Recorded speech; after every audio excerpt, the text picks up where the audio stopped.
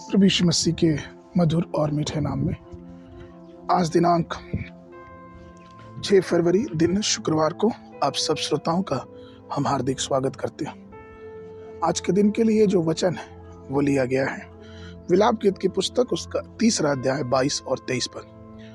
हम मिट नहीं गए, यह यहोवा की महाकरुणा का फल है, क्योंकि उसकी दया अमर है, प्रति भोर वह नई होती रहती, तेरी सच्चाई महान है।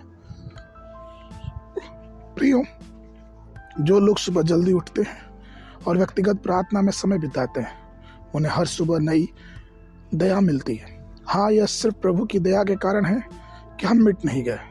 उसकी करुणा कभी खत्म नहीं होती। प्रभु की दया हर सुबह नई होती है। पुराने नियम के दिनों में प्रभु हर सुबह इस्राएलियों के तंबुओं में मन्ना गिराते, और यह इसलिए था कि उनको प्रति भोर यह मन्ना एकत्रित करना है, लेकिन अगले दिन के लिए नहीं, उसी दिन के लिए।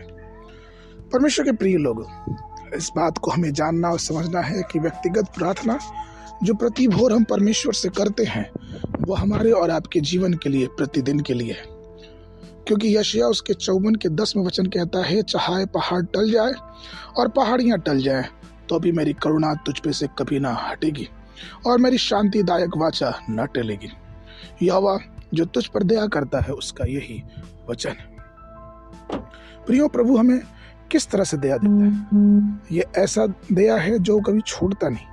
यहाँ तक कि परमेश्वर की दया हमारे संतानों और हमारे वंश पे भी चलता है। दूसरा सामुएल उसके 7 अध्याय 14 से 16 पद में हम पढ़ते हैं कि किस प्रकार से परमेश्वर ने दाऊद के लिए वाचा बांधी। वचन कहता है कि परमेश्वर ने दाऊद से सुलेमान के विषय में कहा कि मैं उसका पिता ठहरूंगा और वह मेरा पुत्र ठहरेगा।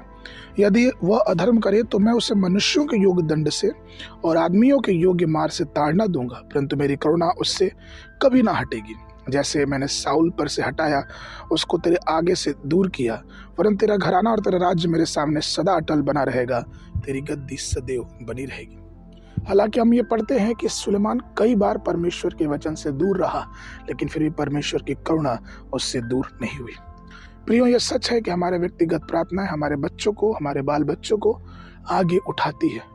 हमारी दुआएं हमारे बच्चों पे असर करती है, लेकिन ये भी जरूरी है कि हमारी व्यक्तिगत प्रार्थना में हम अपने परमेश्वर से प्रभु की कृपा मांगे, उसकी कृपा मांगे, उससे प्रार्थना करें कि हाँ प्रभु, हर दिन एक नई आशा और एक नई भोर, एक नई उम्मीद और एक नई आशीषों के साथ में प्रति भोर अपने अनुग्रह से भर दीजिए। और जब हम ऐसा परमेश्वर से प्रार्थना करते हैं तो परमेश्वर की अनुग्रह, परमेश्वर की दया हम पे बहुत आयस से उमड़ के आती है। आगे के मनन के लिए दूसरा पत्रस उसका 1 अध्याय 1 और 2 पद। सिमोन पत्रस की ओर से जो यीशु मसीह का दास और प्रेरित है, उन लोगों के नाम जिन्होंने हमारे परमेश्वर और उद्धारकर्ता यीशु मसीह की धार्मिकता से हमारा सा बहुमूल्य विश्वास प्राप्त किया। परमेश्वर के और हमारे प्रभु यीशु मसीह की पहचान के द्वारा अनुग्रह और शांति तुम में बहुत आयस से बढ़ती जाए। बाइबल अध्ययन के लिए सुबह के समय निर्गमन की पुस्तक उसका 39 और 40 अध्याय, संध्या के समय मत्ती रचित सुसमाचार उसका 23 अध्याय 23 पद से लेके 49 पद तक। परमेश्वर आप सबको आशीष देवे। आशीष।